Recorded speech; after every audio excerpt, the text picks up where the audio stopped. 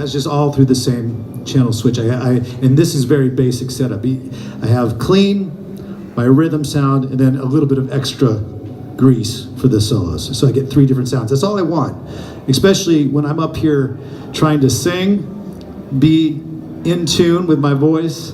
There's just too many things to think of on stage sometimes. Sometimes simple is much better. The lack of options is better.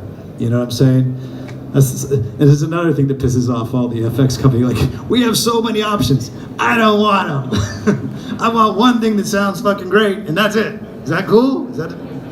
So I think I found that with my simple pedal board that I do have set up. And I use those little, on my club rigs, I use those little mini ones. So if you guys want to come up afterwards and take a little look at it, it's the tiny, what do you call those things? The mini sort of versions of them. T-shirt nano pedals. Nano pedals, yeah. Okay.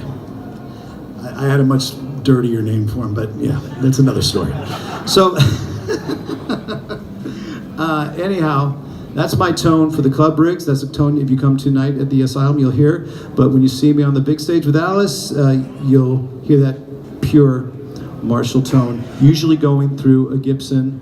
But I have been expanding my guitar ranges with I always said this, never say never, but I got this Stratocaster this last year. I haven't played a Strat for a few years.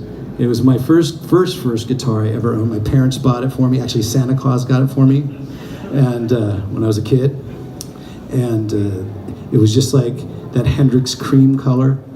And I've wanted it ever since, because I remember like about maybe 5 years after I got the guitar, I traded it straight across for an Ibanez Destroyer 2, because I wanted that humbucker sound, right?